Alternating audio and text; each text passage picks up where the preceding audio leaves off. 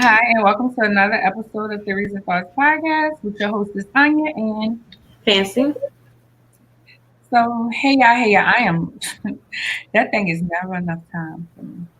Well, I have two pages, so maybe that's what the problem is. Anyway, sorry for our tardiness. We had a lot going on. I did a get ready with me today on my Fire Lashes with Lady CEO today, just to show how to do the lashes and how I get ready, my makeup rather. Real simple, real simple makeup application, nothing big. But Um, you look pretty. Thank you. I wanted to wear some lippy today.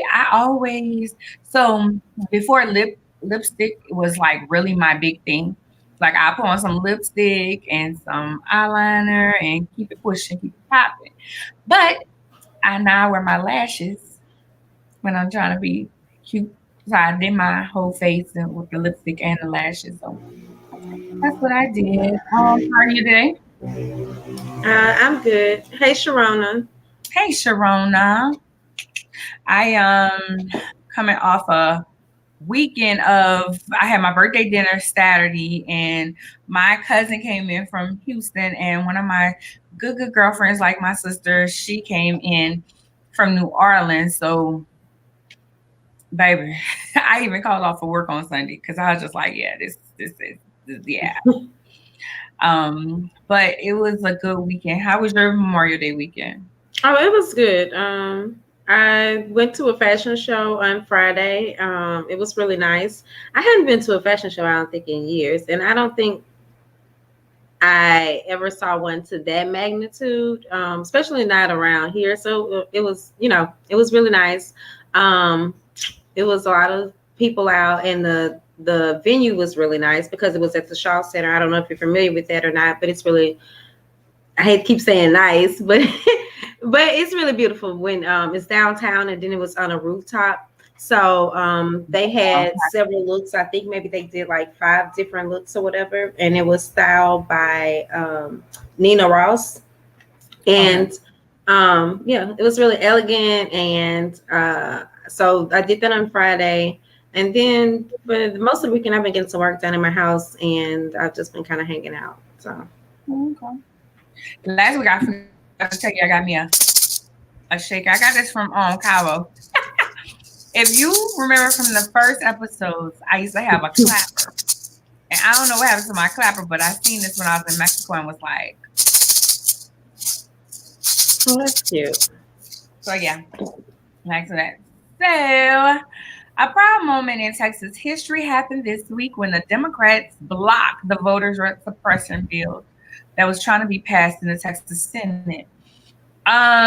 So the Dems, they couldn't do nothing else, so they all just walked out. They walked out. As you know, at Georgia, Texas, and I'm not sure about Louisiana, but I know for a fact Georgia and Texas, they were trying to pass some voter suppression laws because to make sure that it was no corruption. There was no corruption. Y'all couldn't do the corruption again. So therefore they're mad. So they're trying to stop blacks and other people from voting by saying no more drive through, no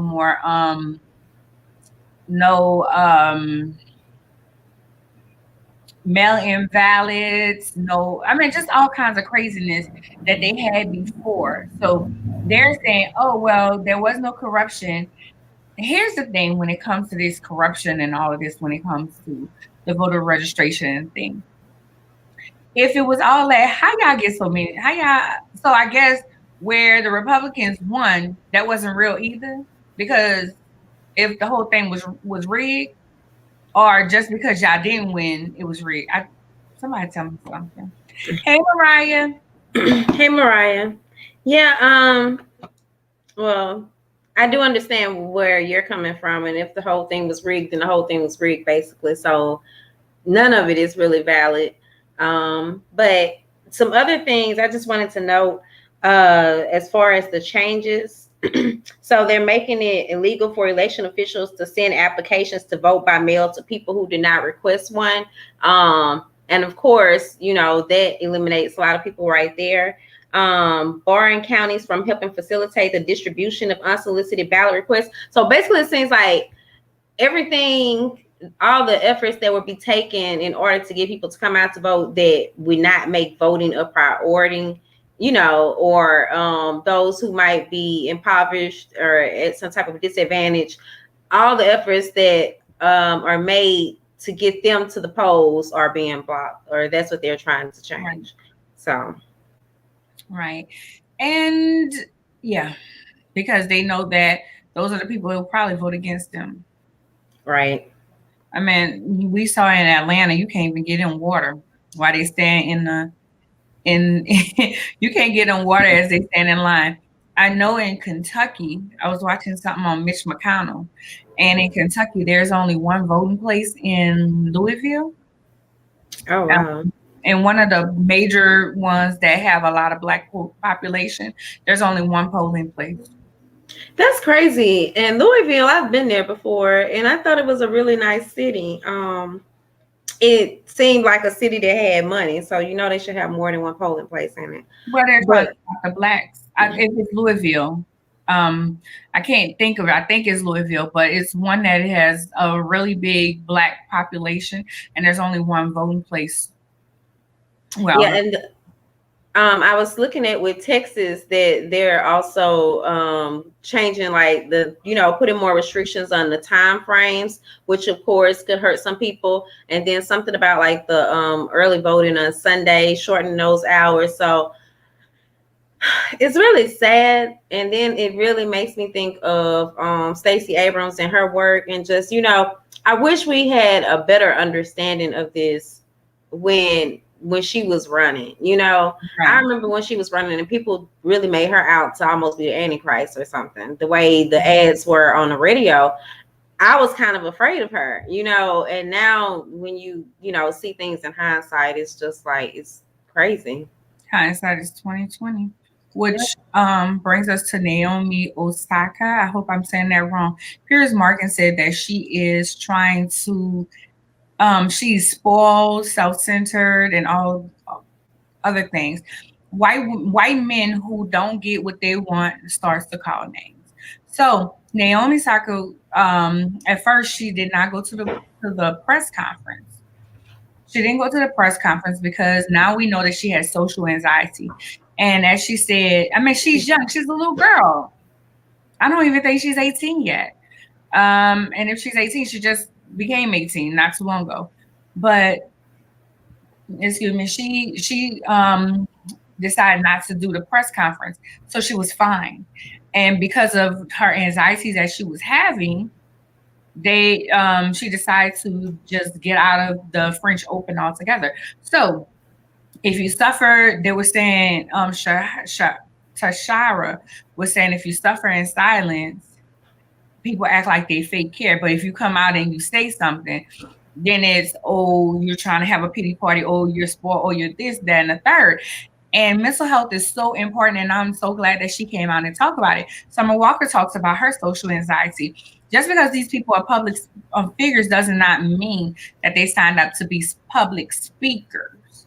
And a lot of times they have to, I mean, you talked about it a lot of times on Fancy, having to muster up the energy to just do this, or what have you, where speaking kind of comes easier for me. I'm a natural speaker. I don't have a social anxiety. But those who don't have these things, they tend to want to talk down on those who do suffer with these things, and it's pissing me off.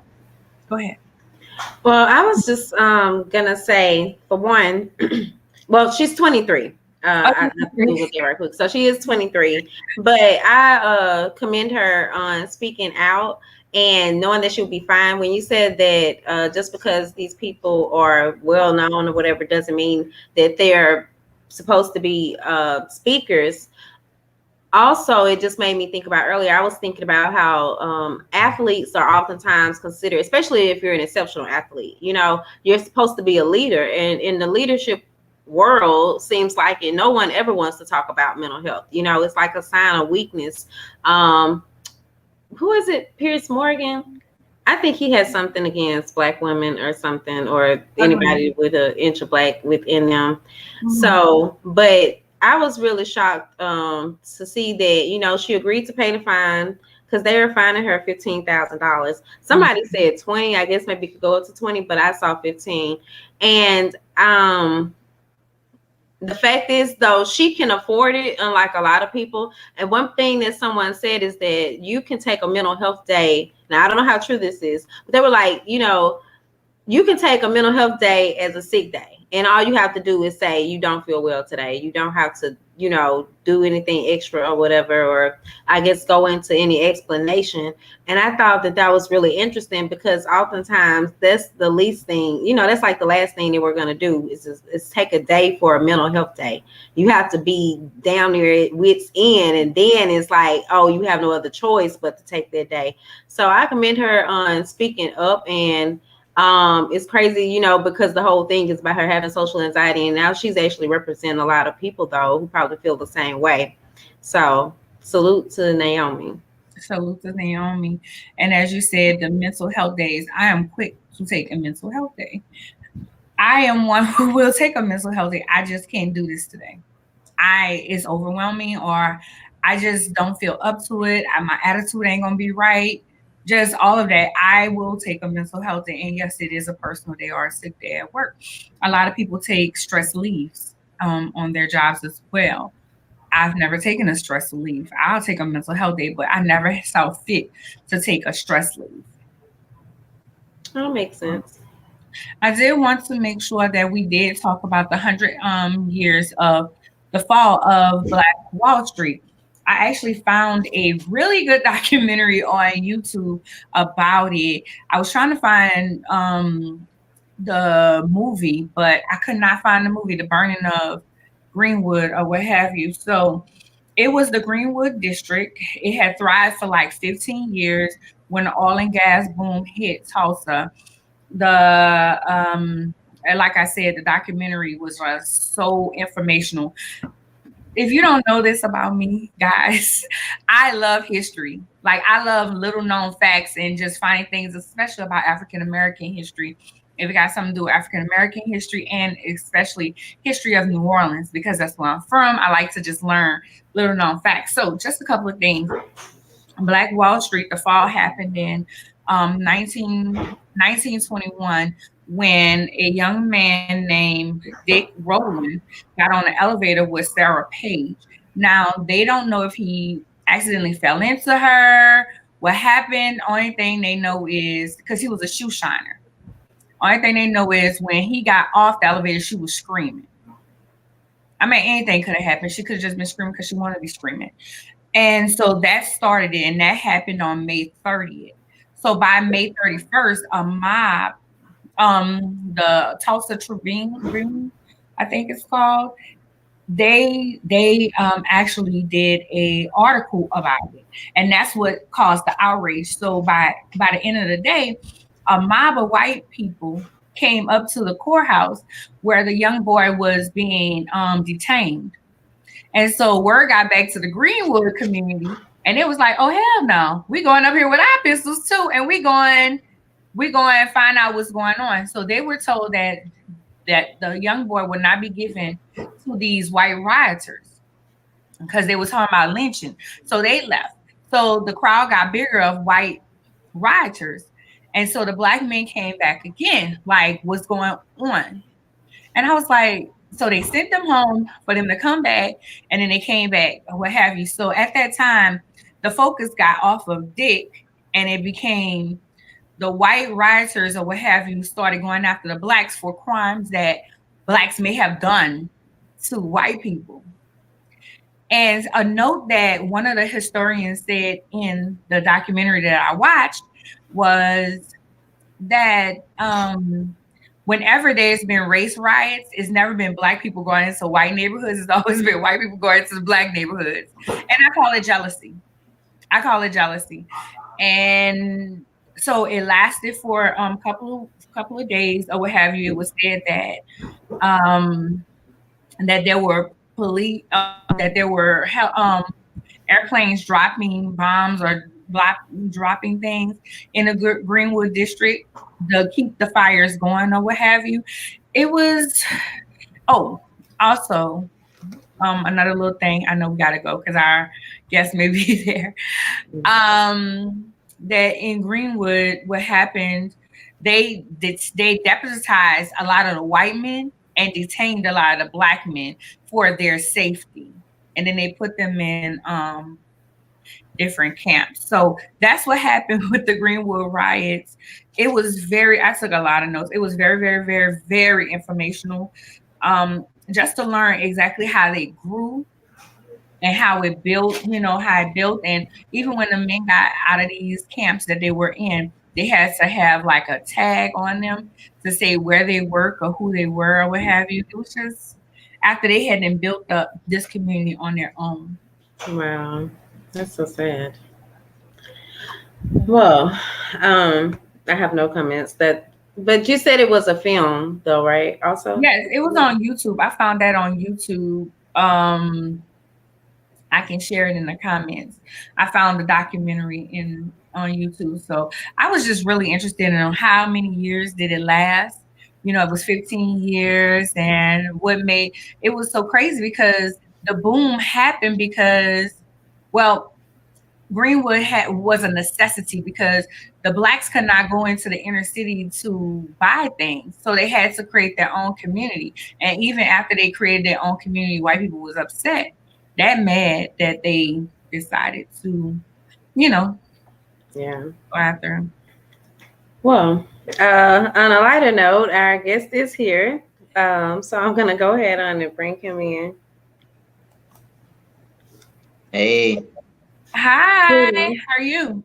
good. How's it going, guys? Good. Welcome to Theories and Thoughts. Make sure I'm saying your name right, Vladimir. Yes. And can you pronounce your name for me too, please? Make sure I'm pronouncing it correctly. Anya.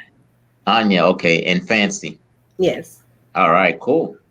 So, welcome to Theories and Thoughts. Please tell our audience a little bit about yourself. Yeah, sure. So my name is Vladimir Adonis. I'm of Haitian descent. I was born in Haiti, and my mom decided to migrate here to the States when I was about 8 years old. I currently reside in South Florida, the beautiful state of Florida. And about 2015, 2016, I launched my first business. It was a dating slash a dancing type of a website.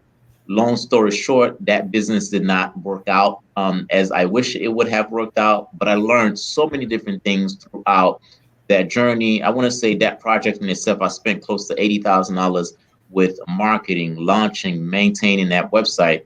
And although it didn't work out, I learned a lot of things from a lead generation and a marketing standpoint. And hopefully I can go ahead and share some of that information today with the audience. So thanks for having me on the show. You're welcome. I met Vladimir through his group. Black Creators Connect. Black Creators Connect. And you and I actually had a conversation once over the phone to just kind of see how we can help one another. And then you reached out to me, and I was like, you know what, this could be a great topic here on Theories and Thoughts because we have a lot of entrepreneurs who watch the show and who are our audience, and I think that this will really, really, really help them. So, did I tell you that my family's from Haiti? My grandfather's family was. Oh, okay. No, I didn't. Cool. That's pretty neat. So do you speak any Creole? No, I don't. Okay. But being from New Orleans, a lot of people say a lot of people from New Orleans from Haiti. So Yeah. Yep. Certainly. yeah. So generating leads. What is that? Tell us what that means.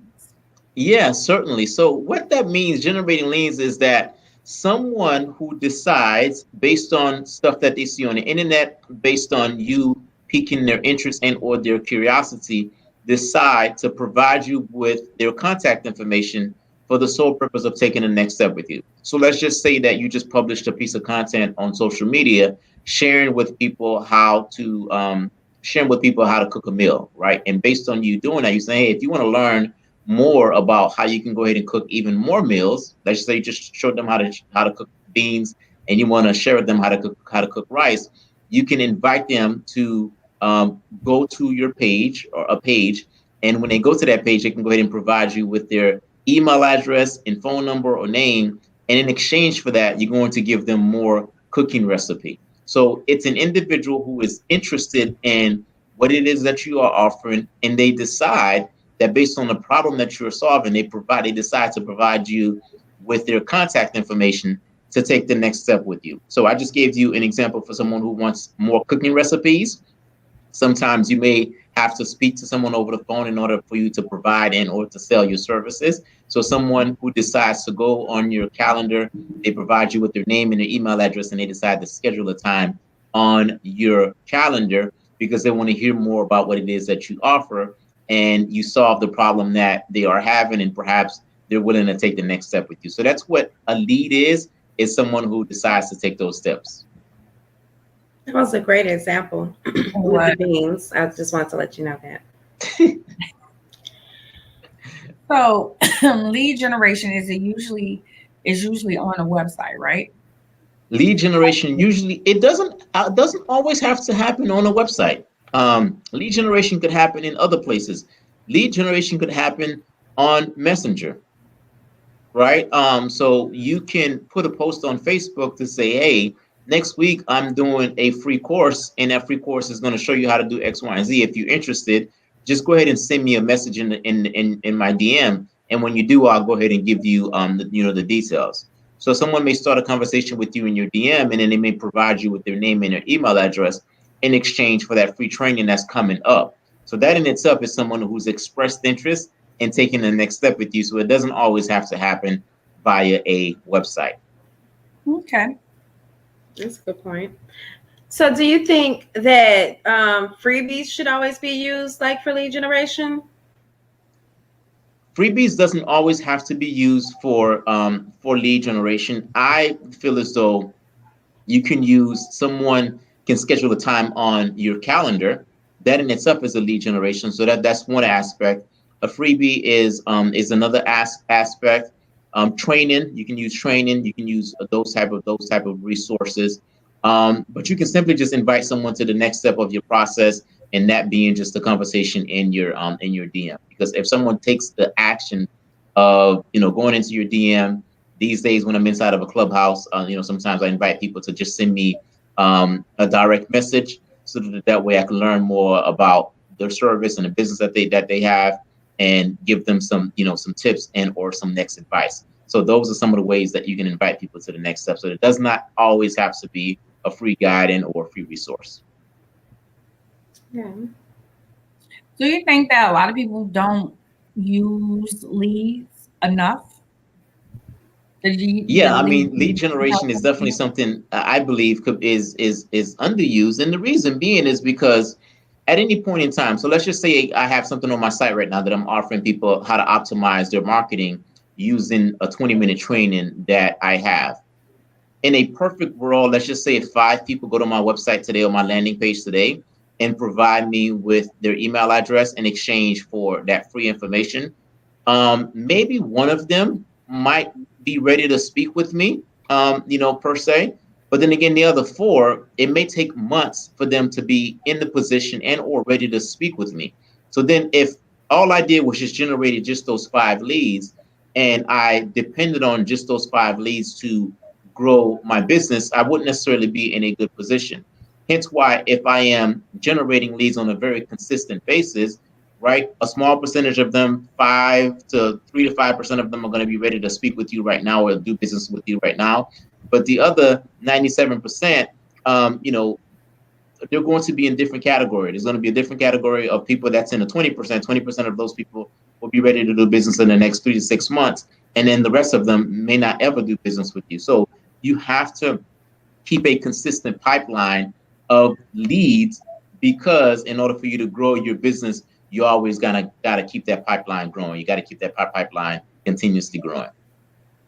And we keep the pipeline growing by using a mixture of the different assets you just mentioned, correct? Yeah, you do that by many different things. You can do that by speaking, right? So one of the things that we're doing right now is we're having a conversation, and someone may be intrigued by this conversation and may decide to take the next step with me, may decide to download one of my resources, right? Sometimes I'm on Clubhouse, sometimes I'm on podcasts.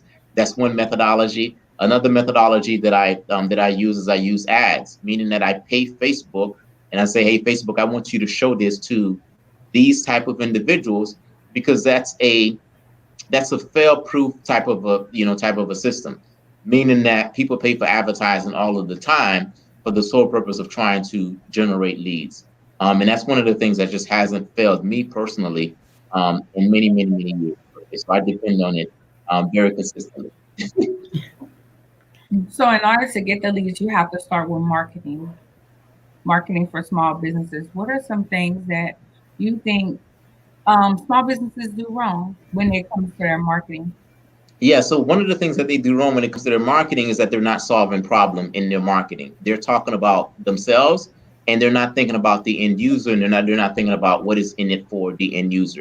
For 12 years of my life, I worked for a university. I was an executive at a university. It was a small private university.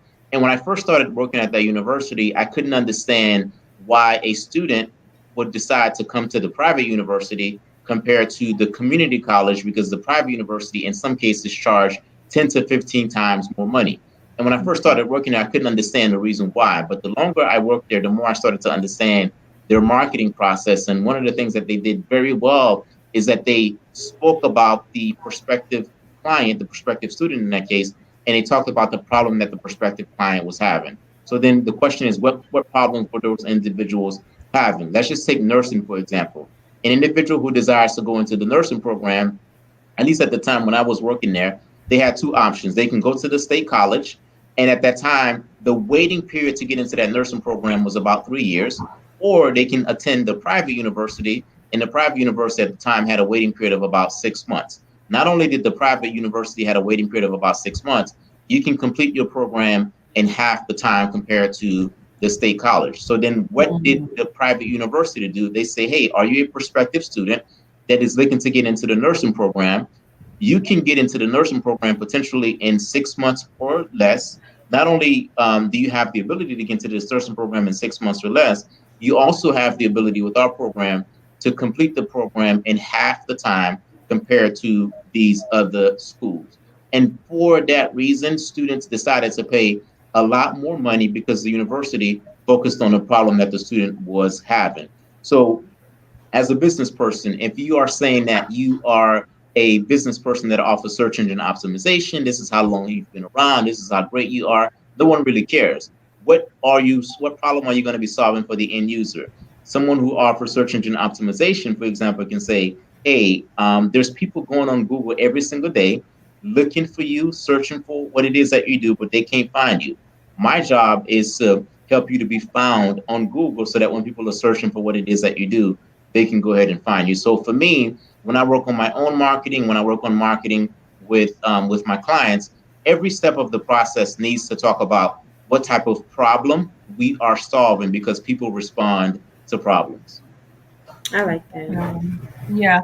One thing that's what I find with small businesses and people that start new businesses, I always, ask them, what problem are you solving? What's the issue? What are you doing that's going to be different than what someone else is doing?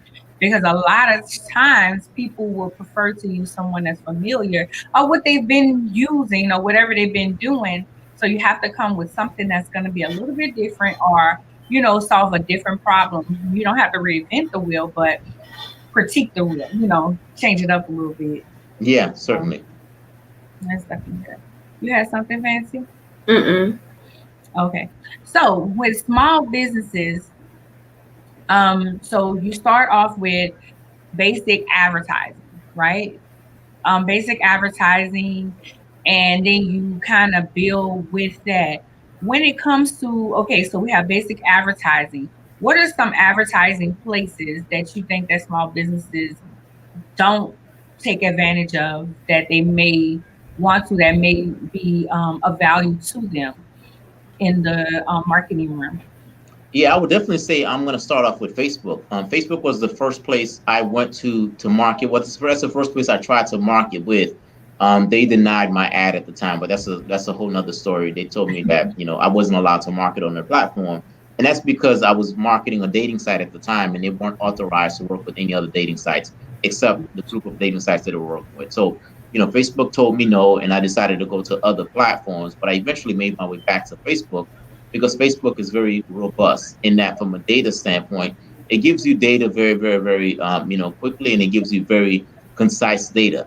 Now, what is that data going to do for you? That data is going to allow you to be able to know every step of your marketing process what is not working. If you pay Facebook to put an ad out there to a group of audience and no one is clicking on that ad, well, it could mean one of two things. It could mean that the ad itself doesn't necessarily resonate, and or it could be that you're putting it in front of the wrong audience, right? So those two things you'll be able to define, and you'll be able to know what those two things are, because when you start the marketing process you should have some key indicators, right? So some key indicators, that's some of the things that you're looking for.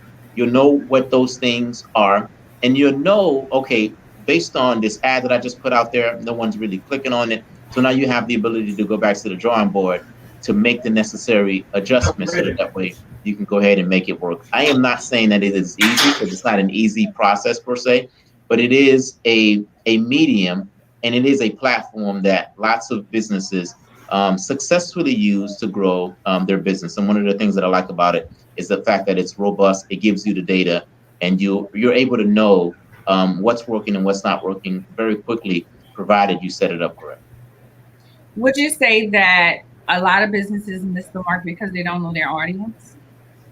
A lot of businesses miss the mark because they don't have a marketing process.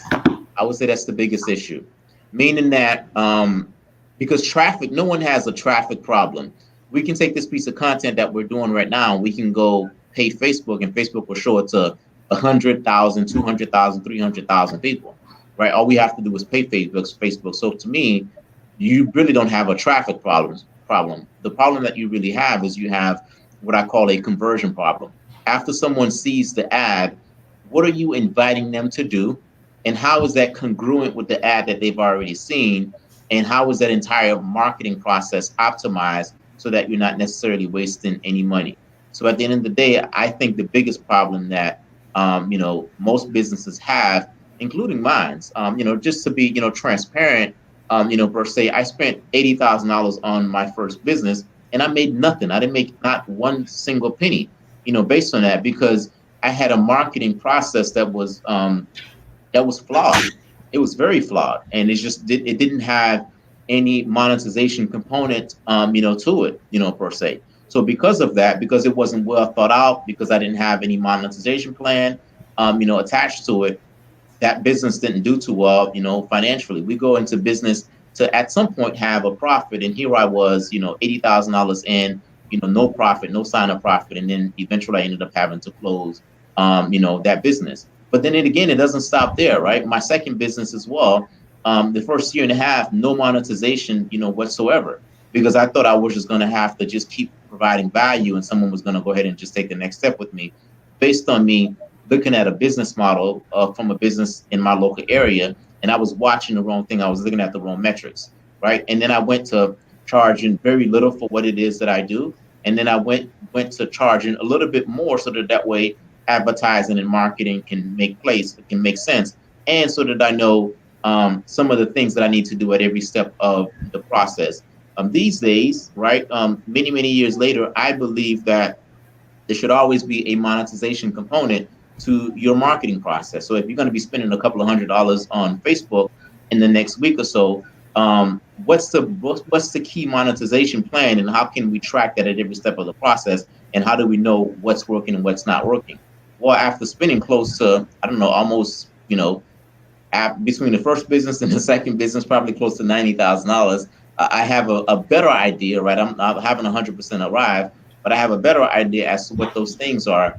And I try to help the people that I work with to not make those same mistakes. I was having a conversation with someone, earlier, and you attract who you are, and or you attract who you used to be. I was having a conversation with someone earlier, and that person, I have the notes here, that person was going down the exact same path that I was going down in 2015. And I told him, hey, this is the path that I went down, and I had no monetization. And that's because you're about to do the exact same thing. I was like, don't do that exact same thing. Do this instead. And this was just a a strategy call. So this person got a lot of value via the strategy call, and he was like, "Okay, man, you just saved me, a whole lot of money." That's because I've been there. I've done it, and I know that that model doesn't work because I've had conversations with so many different people that could potentially be going down that path as well. So you really don't have a traffic problem; you have a marketing process problem, and in some cases, you have a business model problem as well. So those are the things that I see out in the marketplace. Kind of a long answer, but I kind of No, it was good. It was good because I agree. A lot of times we don't have nothing in place, and we just say, okay, we're gonna go this way, and then we don't learn. I would say that even as you said, you regroup and you say, okay, well that didn't work. Let me try something else, and you're forever restructuring the model. Would you say restructuring it to fit whatever the need is that you have going on at that time? yeah, restructure and reiteration, is definitely important. And the way that we package things, the way that we package our services, the way that we present the offer out into the marketplace can make a huge difference. Sometimes we are solving a problem I remember solving a problem that I was charging $9 a month for, and I could have very easily, I didn't know that then, I know that now, charge a couple of $100s for that same exact problem, and I repositioned it, a lot more differently, per se. So sometimes it's just the way that we position what it is that we're doing and what it is that we're offering, because that in itself could make a lot more difference. I'm certain as well that some of the ways that I position things that I position today, 5 years from now, right? I won't be positioning things the exact same ways that I position things today. In 5 years from now, I know that the value that I bring out to the marketplace is going to be different compared to now, because 5 years from now, I would have learned a lot more than I already know now. So that way, the conversations I'm going to be having are going to be a lot more differently. I'm well aware of the type of people that I'm going to attract, the type of people that I'm going to be having a conversation with is going to completely change, as time passes. So, what type of individuals or businesses do you typically work with? The type of businesses that I'm going to just talk about a marketing process that I'm going through right now, and the type of people that I'm attracting. And the type of people I'm attracting are the type of individuals who were like me at some point. So I had to take a knowledge and an expertise, and I had to turn that into a coaching program. Not only turn that into a coaching program, but also turn that into use that coaching program, make it be a sellable coaching program based on my knowledge and my expertise. Not only make it be a sellable coaching program, but also create a process to attract the right type of people to you and to be able to convert those individuals as well. So it's, do you have a knowledge and or an expertise?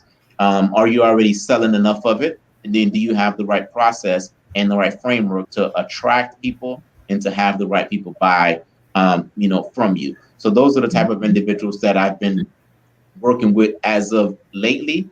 The other type of group of individuals that I've done very well with are individuals who already have a marketing process.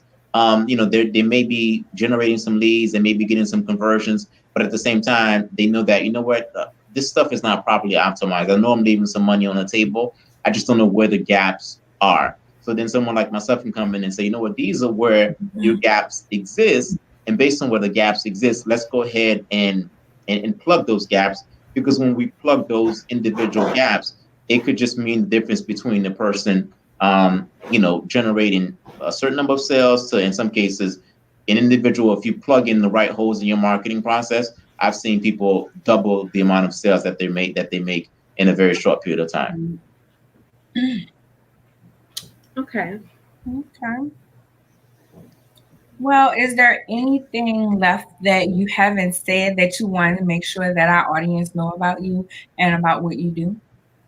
Yeah, certainly. So, at the end of the day, I'm very passionate about the marketing process. I'm very passionate about the attraction process. I believe that if you offer something that is of value and that can go ahead and fill a gap in the marketplace and solves a problem, you should certainly have a process that allows people to go ahead and take the necessary steps with you. one of the things that I love about launching and or starting a business is that sometimes we start off by having a support system, our friends, our family, the people who are on, follow us on Facebook, etc. That's awesome. That's amazing. But those people can only take us, so far, right? If we want to grow our business beyond our friends and our family, sometimes we got to go beyond that and say, okay, what do most big businesses do, right? Most big businesses, at least the ones that I've worked for, whatever the case may be, they're not dependent on their friends and their family every single month to be able to, sitting around waiting for referrals and that type of stuff. I think that's a starting point, right? But to go beyond that, I think you have to look at, okay, what type of marketing processes can I put into place to be able to scale beyond that point? So those individuals, I can help, as well. And I have a free guide and or free resource. I can go ahead and offer that to the audience as well, if that's something that's appropriate for this conversation. Mm-hmm. Yeah. Is it? Well, I'll let you go because I think I have the link, but I just wanted to make certain it is the one to your website, right? With the website. Yeah, you have vladadonis.com? Yeah. Okay. Oh, cool. Yeah, vladadonis.com. Another way that people can connect with me is via my my Facebook group. I have a Facebook group for it's called Black Creators Connect. And essentially from a resource standpoint, right, I provide resources in there from a marketing resource. I share some of the things that I have going on so people can go ahead and connect with me there. And the link that you're seeing on the screen simply gives you the ability to gain access to a quick training that's going to show you from an optimization standpoint how to optimize your marketing process. So you can take advantage of it by going to vladadonis.com. Okay. Well, I appreciate you coming on. This has been a very enriching conversation. Mr. Chef D said, good advice, Mr. Adonis. Thank you. And I find that is very, very helpful, everything that you stated. And you guys take advantage. I mean, he has LaKenya Jenkins said thank you. So Thank you. You guys, the information is right here on your screen. Is VLADADONIS.com for our people that are listening audio. And that's your Instagram, I'm assuming. That's my Instagram handle, and also Black Creators Connect is a Facebook group on Facebook. So they can go and just type in Black Creators Connect on Facebook, and they can go ahead and join that free Facebook group to be able to get more of this free knowledge, more of this free information that's going to help them to create foundation from a marketing standpoint, create foundation from a coaching standpoint if you have a coaching / a consulting business, and then build on that foundation from some of the things that I'm learning out in the field from a marketing standpoint. And that free group is, you simply just go to Black Creators Connect. You type that on Facebook and you should be able to find the group. Yeah, Nancy put it in the comments. One thing that I like that you did was when the group, I don't know how I found the group or how I got involved in the group. I never know how I get in some of these groups. But you were like, hey, I want to have a conversation with you to see if there's anything I can help you with, you can help me with. And I thought that was really great. And it was around this time last year because I remember it was around my birthday and I was coming from Killeen. And I told you I'll talk to you when I get back from Killeen. Because I went to Killeen Memorial Day weekend, and then it was around this time last year that you and I actually had a conversation. So I guess we're doing this yearly then, huh? There you go. Certainly. Thank you so much. I need to become more active in the group myself, but I thank you for the information. I thank you for for just having a group and having a heart for people. So thank you so much for being on our show tonight. Fancy, you have anything? No, I've been quiet, but I was like really just taking everything in. You gave a lot of great advice. I do agree with a lot of what you said. So I'm going to be checking out the group myself as well. That's what I was about to say. I think I need the coaching thing because I just need to get organized. That's my whole thing. I need to get organized. I'm actually looking for another assistant. And I think I just need a coach to be like, okay, get organized, get on it. Like I get on everybody else. Like I get on my clients. I need somebody to be on me like that I understand, that I admire and somebody that I'm going to listen to. So, hey, I'll be reaching out. Certainly. So thank you for joining us. Thank you very much. Thank to the both of you guys for you guys asked some great questions, and thanks for allowing me to share what I know with your audience. I appreciate it. You're welcome. No problem. Talk to you later. All right, later. Bye bye. Bye. Bye. I like when we have marketing people on because then I'll be like, okay, I know what I'm talking about half the time.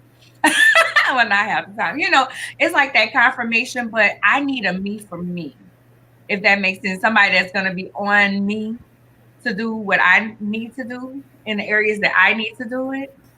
So remember, I was already talking about I need a coach, and the funny thing is today I kept saying I need a coach. I need to find somebody that I that can help in my areas because I remember you and I having a conversation. It was like we do so many different hats. We have on so many hats that it's hard to find someone that encompasses all of that.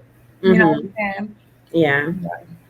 Talking to her today just made me think. I'll reach out and see how, if he can, if he is the person that I would need to just, be that guide. I need kind of a guide coach or something like that.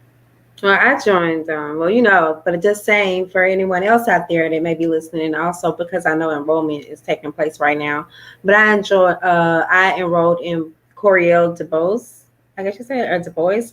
I enrolled in her work university last week. So I've been like spending a lot of time listening to some different trainings, and I guess you'd say the semester is about to be started. It hadn't started just yet, but I knew that I needed someone that I felt like I saw them doing what I wanted to do for the most part. And Coriel does do a lot of the same things that I do. So, I went with her. But I'm enjoying it so far, and it's different, it's a different environment. But one thing I look at too is you see a lot of coaches, but I also look at how many people are actually with them, and not just saying they're with them, but actually there. Like I'm looking at how many people are actually participating in the calls and things like that, and her attendance and everything has been really good. And I know it doesn't matter, but it just still kind of, you want to know, like, hey, do you have that's kind of like the proof, that's the receipts right there. Right. So Totally. And don't forget, you can be at a certain level and there's always someone at a higher level, you guys, that can teach you some things and help you with what you're working on. So never stop being a student of life. That's what I always say. I'm a student of life. I'm always learning. So yeah. Um, so you can find me on Linktree, and my Linktree is /Lady CEO. As I told you, I am on Clubhouse. I haven't joined anything. I need some. Y'all need to tell me what I need to be listening to on Clubhouse. I want to know what I should be listening to and think.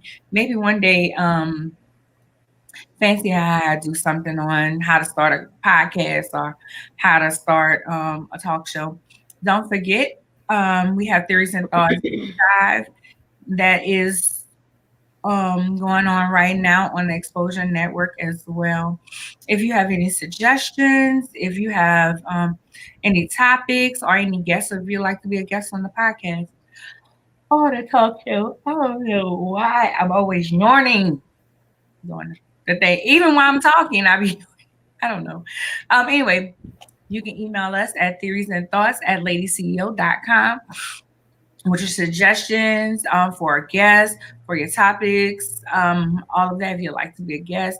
Also, we do have some advertising opportunities.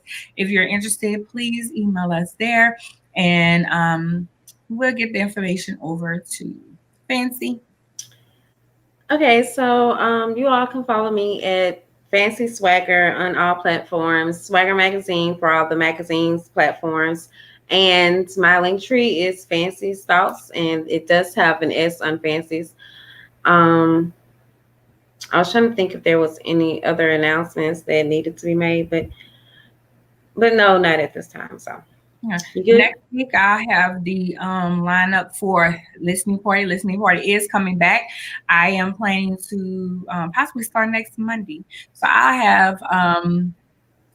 I will have the lineup here soon.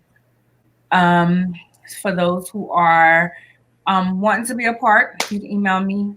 Um, go to my link tree and everything and email me and let me know that you want to be a part of listening party. Listening party is where we go over your music, we talk about it, and introduce to our audience. So that that's all I have today. All right. Bye. Bye.